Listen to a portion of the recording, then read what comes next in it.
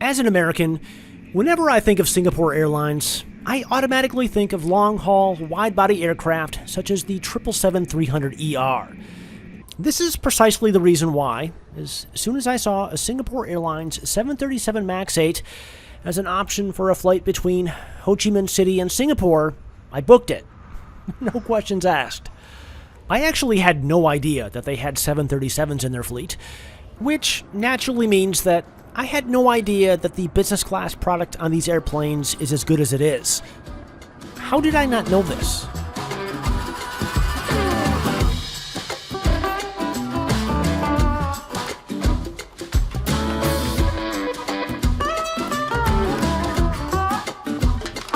Hey everyone, welcome to the Saigon Ooh, that chicken looks kind of good, doesn't it? Maybe I'll get me some of that. Alright, stay focused, Scott. So yeah, as I was saying, welcome to the Saigon International Airport here in Ho Chi Minh City. I'm actually here to catch Singapore Airlines flight number 183 down to Singapore. It's going to be on a 737 MAX 8 in business class, and yeah, I know it doesn't sound all that exciting considering that Singapore Airlines is known for their 777-300ERs and A350s and A380s and the amazing business and first class products, but as I'm about to show you, the 737 business class product is no joke, and it was definitely worth going out of my way for. Anyway, it should be a quick little ride, about an hour and 40 minutes down to Singapore, and I'm ready when they are.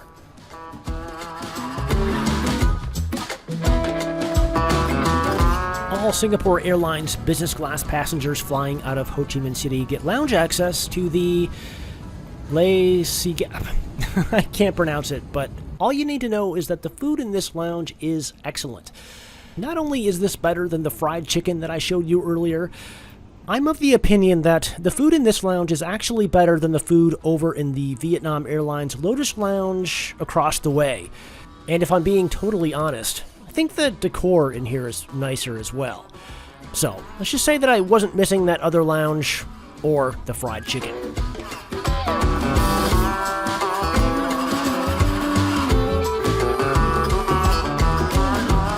Maybe one of the most interesting things about the Ho Chi Minh City Airport is the fact that it's relatively small for being located in such a major city.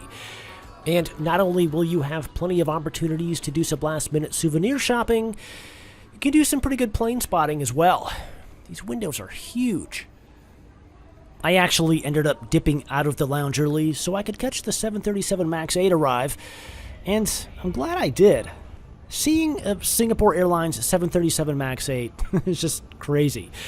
This is the one that's going to be taking me down to Singapore this afternoon. It's 5.5 years old, and I was doing some research.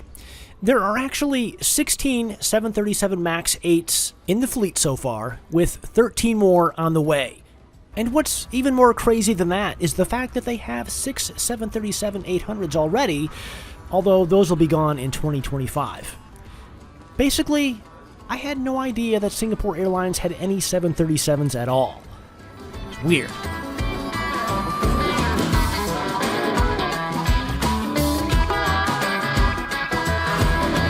Gate 15, 16, 15, 16. Anyway, I think one of these two gates is where the flight will be departing from this afternoon. It's 16, by the way, according to my boarding pass. But no matter, they got the boarding process started exactly on time. And I'll tell you what, being in a boarding gate with a relatively low amount of people just didn't really feel like a Singapore Airlines experience at all. This felt a little bit different.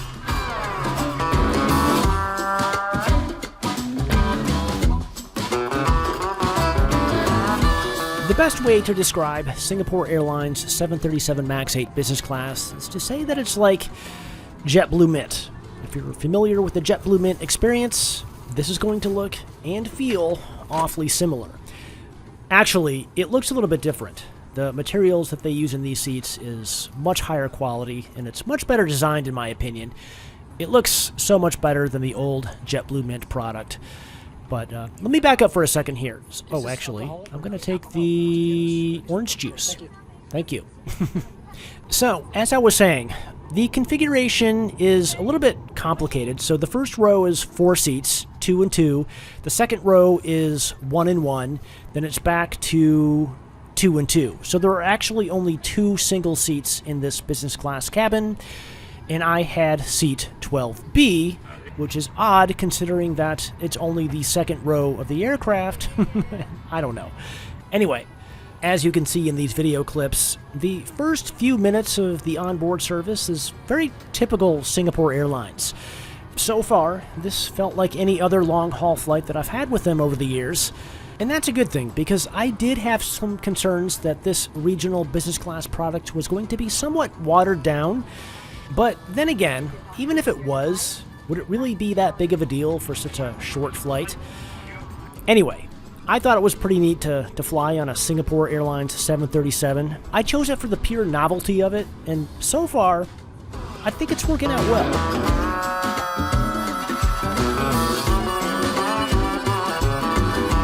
If there was anything that I had to criticize about this experience so far, it's the fact that being on a small little 737 like this honestly didn't really feel like a typical Singapore Airlines experience. Now, I know I just said that the service so far has been typical Singapore Airlines. It's been excellent, the cabin crew has been amazing, the seat is really comfortable, but to be honest, 737s are just so common that this could really be any other airline. If I just closed my eyes and just felt around and smelled all the food cooking in the forward cabin and listened to the sounds, it really could be any other airline. There just wasn't anything about this that was specifically Singapore Airlines. And I know this is getting really nitpicky, but being on a A350 or A380 or 777-300ER just feels more exclusive. It feels more luxurious. And more than anything, it just helps to convey the feeling that you're flying on a world-class airline. So anyway, that's my rant about that.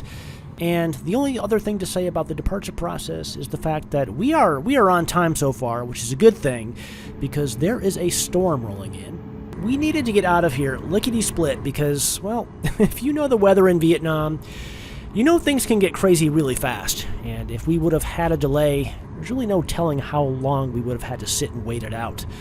But anyway, we are lining up for runway 25 left here, right on time. Maybe a few minutes behind schedule, just as the rain started coming down, so we timed it perfectly.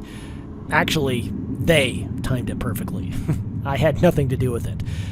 For those of you who want to watch this full taxi and take off without all the talking and noise, be sure to check the link in the description below. There's a link to that, which goes over to my other channel, where I post all of my full takeoff videos.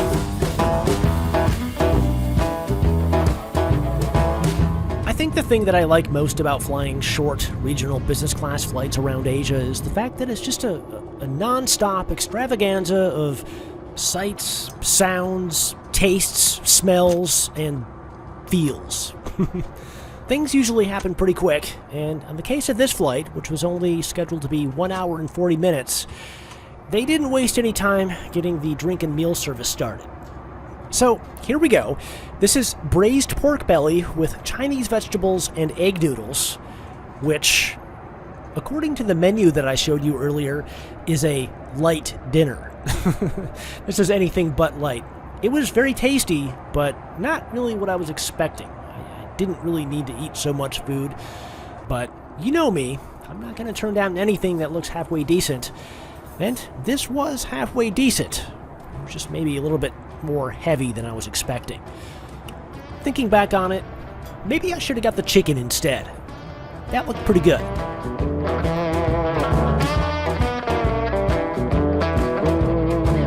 One of the reasons why I was slightly apprehensive about the 737 is the fact that these smaller aircraft don't typically have the same in-flight entertainment systems that the larger aircraft do, and sometimes it's a challenge to get good footage, but I managed.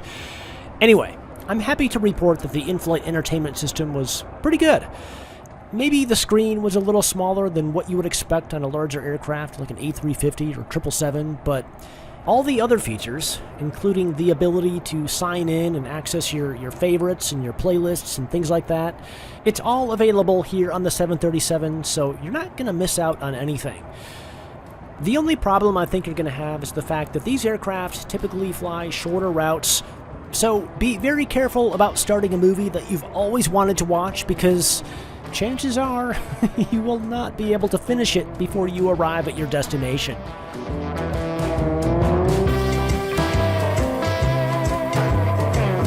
Okay, so now we are getting into the feels part of this extravaganza, and this blanket is just nuts. And I mean that in a good way, of course. It's just super fluffy, super thick, but admittedly not really needed considering the fact that we're flying in a tropical climate and I'm slightly overdressed for said tropical climate.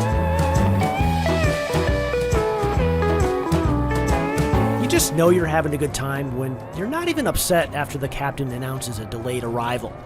We actually got stuck in a holding pattern just off the coast of Singapore, but it didn't last all that long, maybe 20 minutes or so, but I didn't care. I was having a pretty good time here in seat 12B, thank you very much. But, despite how much I'm enjoying myself, I think now is a good time to tell you another thing that I don't really like about this 737 MAX 8 business class experience.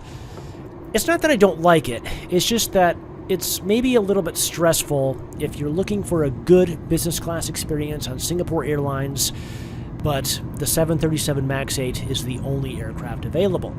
And that's because, as I said earlier, there are only 2 single seats in this configuration. Unlike any other Singapore Airlines aircraft, where every business class seat is a fully lie-flat single seat, the 737 is very different. It's a very different business class experience. It's probably going to be very tight if you don't get one of the single seats. So you kind of need to act fast when you're doing your booking, and you're probably going to be out of luck if you're the kind of person who books last minute, because those single seats are likely to go first, and good luck getting one of those just a few days before a flight. But other than that, everything else about this experience is very much Singapore Airlines. It's by no means a diluted service at all, and if you love Singapore Airlines and you love the service, and that's what you expect on every single flight, even regional flights, you'll get that on the 737. Anyway, welcome to Singapore. We are approximately 25 minutes late. No big deal. And if I'm being honest, I kind of wish it would have lasted longer. I definitely could have gone another hour, or 2, maybe 3. What a great flight. I think the question is, would I do this again? Or the better question is, if I had the choice between a Singapore Airlines 737 or any other aircraft in their fleet for a flight of any length, would I choose the 737 again? Probably not. Thanks for watching, and I'll catch you in the next one.